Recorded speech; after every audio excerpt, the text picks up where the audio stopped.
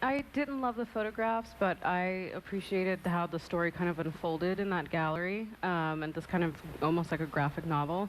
And the images are so timely. I mean, and this is, I don't know if I'm looking for it at Art Prize or I'm seeing more of it, but I feel like violence and racial injustice and inequity is at the forefront of public consciousness, and there's quite a bit of that at Art Prize this year. And so it's interesting that these two artists have ended up in the top 20. So we have similar subject matters in the two works. One made it into the public vote finalists, one a juried selection. Is one more accessible than the other? I don't know if one's more accessible. I mean, I have to say, I think one is clearly better, just in terms of quality. I mean, I think the subject of the Tulsa painting is really important, and I like that it's there. I don't think it's a great painting, whereas I think the photographs are really good works of art.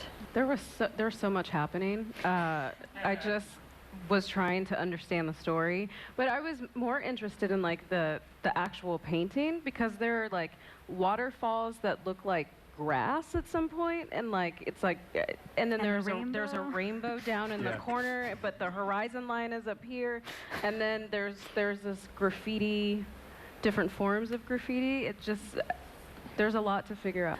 I personally liked it because it's very beautifully processed. It's really well done, but I kind of found that the concept was lacking. Not, you know, so I personally think that this could be considered process rather than about content, and I found it to be really well executed. Yeah, I mean, I feel like I think it works in the sense that the image is not that interesting, but it's so well executed, interestingly executed, that it can stand on that merit. I think, like, people ask how long it took. As someone who's not an artist, I mean, I don't know how much the fact that it took these number of days affects my opinion of the work, but I do think if you're not an artist, there is kind of a fascination with the dedication that artists have to create something that's so intricate and or difficult. You know, to work with your fingers on the wall like that for 6 days is impressive. I mean, I couldn't do that. So yeah, I mean, I like the work, I don't love it, but I think that there is this kind of fascination with that process that I think makes sense that the public would be interested in that. I'm going to throw this straight to Jillian is our resident expert on cat art, so I'm going to throw it straight to Jillian. She's a cat. Google her name and you'll find. Well, I mean, I think that's the point. I mean, they're painted to look like cats. I mean, they're like cuddly tigers. Ooh, look, they're nuzzling. Aw, aren't they so sweet? Let's make tiger videos. I don't know. I mean, I guess that's why people like them. It's simple, but it's beautiful, and it's kind of appealed to my spirituality, being in this space. And it was interesting because I wanted to see the space activated, but once I went back the second time, I just appreciated it for the space. So it makes you think about architecture and the role that churches play in communities, because I think it's hard to think about this piece outside of the context of the whole Rumsey Street project. Yeah. I thought that they were really stiff.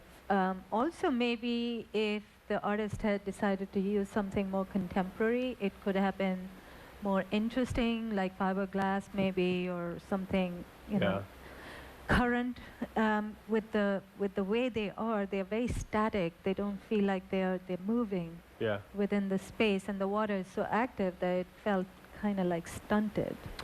I don't know, I feel like no one's using the water, or water is like is something you can play with. You can make your material respond to it. But both of these pieces are like, not at all. They just put them in the fountain. The stones, the water's going up through the middle of it. It looks like they're floating on the bubbling fountain. Okay. Nope. Those are accurate. I kind of didn't like it. I mean, the question is why, right? That is the question of the evening. Why? Why are the catfish eating up eating the the wheels? buses, and why are they eating the bikes? There's something very strange about these being on the wall, and I think we all talked about this, like they should have been off the wall. I would have preferred them to be on the ground without a pedestal, because I think walking around them could have been more interesting. I did think that the process of them was very interesting. I unfortunately didn't find them very compelling on the wall. Yeah, I just feel like the way, when you just try to describe all the things that are in it, like that's how it feels looking at it. It's like there's just like way too much going on. Like, I think the point, whatever the point is, it gets lost in the, like, I'm going to throw all these things at it. My wedding dress and pig intestines and whatever. Like, it's too much.